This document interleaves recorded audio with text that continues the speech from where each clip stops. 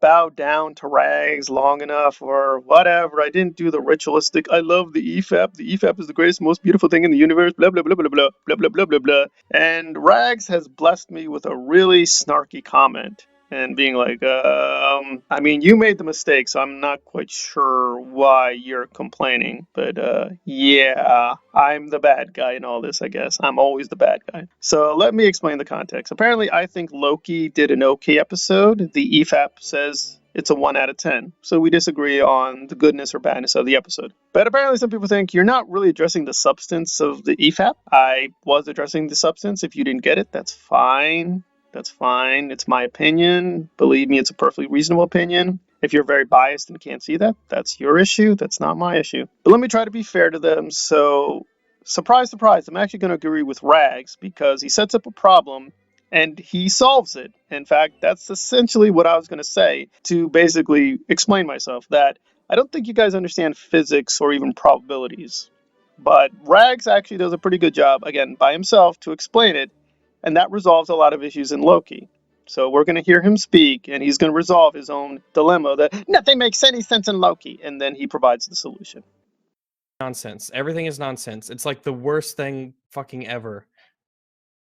It's awful. Someone just said the Loki variant reality doesn't exist anymore, they destroyed it. Is that what that device does? It wipes out that timeline? Wow. Okay. Well, because it can't be localized. Well, here's the thing. It can't be localized because the barrier between when it knocks out a timeline and when it doesn't, like, those things still have to interact with each other. Yeah. Yeah. Yeah. But what? If you can just wipe out the timeline, why do you need to arrest variants? Just wipe it out. Yeah, there's so much to this that I wonder. So I'm like, that device then, you've programmed it to take us all the way back to when he grabbed that stone, and this time he won't? Question mark? So why would he act any differently? Why would he act out of character, you know? But if you do that, how does the Avengers, how does that still happen? There's only one maybe timeline. It's like, that's what this show says. Maybe it's like what we were talking about with Winter Soldier and pulling out the gun. Maybe if there's a one, I mean, it's technically possible, right? If it's logically possible, then it is inevitable given enough tries. So maybe if there's a 1 in a trillion chance that Loki doesn't pick up the Tesseract and fuck off, I guess they try it over and over and over and over and over until he I doubt doesn't. That's what they're doing in this show. I doubt that's what they're doing. Oh yeah, because they haven't thought about it. So yeah, Rags got it right. That's what would just happen. They're gonna just keep replaying reality, replaying reality, replaying reality, millions and millions and millions of times. And in one timeline, Loki will make, quote, the right choice, not pick up the cube, and that's the end of it. Not really that hard. I don't quite understand why this was so difficult to understand. Again, I'm not a big fan of Infinity War or Endgame, and I like Loki, but I'm not in love with it. But I thought that was actually explained pretty well. They're basing it off a kind of probabilistic understanding of how people work, that, okay, most of the time people will do X, but if we skew the timeline going over it enough times, we can basically not force people, but people will do what we want because we're going to skew the sample. And as he says, yeah, that's presumably how they're going to do it. But he is right that they're not too explicit about this, but I think, yeah, you could just make enough inferences, you'll get to where he got, which is, yeah, they'll just keep replaying the timeline. So there we go. People think I hate the EFAP on all occasions. No, I said explicitly. I've said this quite a few times. I do like their prequel discussions. There's still a lot of problems, but I thought the prequel discussions are okay. But then, of course, now we're going to get back to stupid and retarded, and they're just going to say some really, really dumb things and being like really puzzled because, the EFAP, they don't read any books. And with many timelines, and then they started to fight each other. That's what we're told. Timelines battled for supremacy. I have no fucking clue what that could possibly mean, that they fought each other. The cartoon has, like, ships fighting in space, so... Yeah. Fuck it. And so the space lizards decided that they would either erase all the others and pick one, or like combine them up to just make one sacred timeline. That is the timeline, okay? That's what we do. That's the baby. And so whenever someone like Loki does a thing that wasn't supposed to happen, and thus creates like a skewed off timeline, they have to grab those people and melt them or reset them, reset that timeline, undo it so that everything goes back to the way it was supposed to be. The thing is, there's so many fucking questions that arise from just that little bit of information they give in that cartoon. You're just like, holy shit.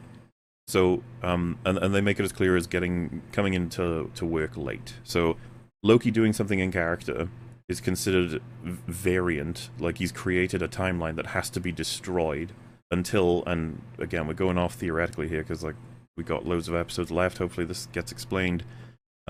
He gets reset until he makes the correct decision, which means really nobody's making choices at all. It's just you just reset until you've done the one that the lizards wanted, which is disturbing when thinking about everything that you enjoyed about the MCU, because it's probably character based, and thus who they are and what choices they make.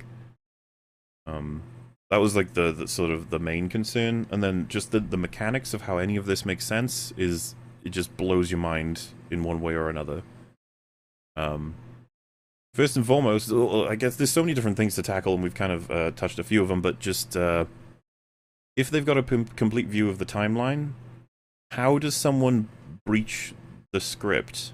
Yeah, that was my question that I was about to ask earlier. Like, how does that even work? You know.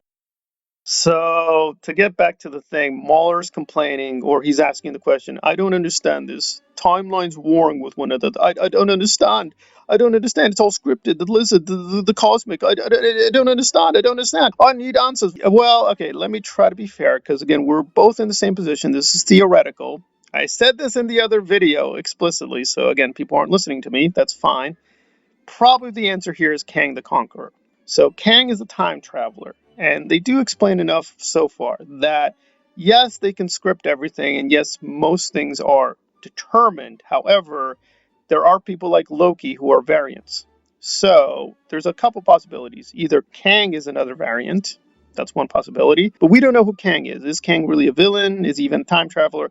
I'm going to guess he's going to be introduced as a time traveler who probably is a little bit malevolent. Maybe he has some good motives, but he's probably screwing around with the timeline. So how timelines could war with one another? Well, you have a time traveler, they take over a timeline, and then they screw up with other timelines. It's not that difficult. Kang the Conqueror, let's make a big guess here. Kang the Conqueror, a time traveler, is a time traveler. He's screwing up with other timelines. The space lizards don't like that. See? Problem solved. Wasn't that hard. But again, we don't know this for sure because we don't yet have the formal introduction of Kang, so we're basing this off the comic. So one could be that Kang himself is a variant, or, and they do make this explicit, that Loki is a variant. In other words, he does have the ability to make certain choices that TVA cannot fully anticipate. Being totally theoretical here, what could happen is somebody like Kang, not necessarily Kang himself, but some kind of time traveler or some kind of being that has a little bit of cosmic energy or cosmic power could use this to their advantage, right? Because one Loki does something that is not on script. He varies the timeline. He creates a new universe, right? The TVA can't stop that. They can then destroy the universe. But again, thinking it through, again, for at least a few microseconds, that timeline exists. Somebody like Kang the Conqueror could come into that timeline very quickly, take it over, and now the TVA has a big problem because now they don't have access to that timeline. Now, there are still a lot of problems, I will admit this. There are a lot of issues here because, like, well, wait, as far as we know, is mortal in the comics. He does have a lot of power, but he's mortal. He's not a cosmic entity. Well, being the most generous, I could say something like this, because Kang the Conqueror is related to Doom, Dr. Doom. Doom and Kang have these very, very high level of intelligences. They're incredibly intelligent. Added to this that Doom has powers of a sorcerer. Kang and Doom, or people like that who screw around with the timeline, they might have a few tricks up their sleeve that the TVA cannot completely anticipate, and that's the problem. These beings are intelligent enough or clever enough to evade capture, so they'll take advantage of these variances, and that's how we have the TVA being uptight about they need to get everything in order because, again, there's enough choices that these variants can make that Kang the Conqueror, Dr. Doom, and others can take advantage of. This is all speculative, but in terms of the mechanics, that's presumably what they're going to do. They're going to introduce these other characters, and we're going to see, like, oh, the TVA is very powerful, but it does have limits. So, again, I don't see the major issue or the MCU is dead or whatever. If they just thought it through and read a few of the comics, they would realize, yeah, the TVA is not all powerful. There are other cosmic entities. There are other even things that are not cosmic entities that could possibly screw up with them. But again, I agreed with Rags. So people think I always disagree to disagree. No, I think Rags had it right.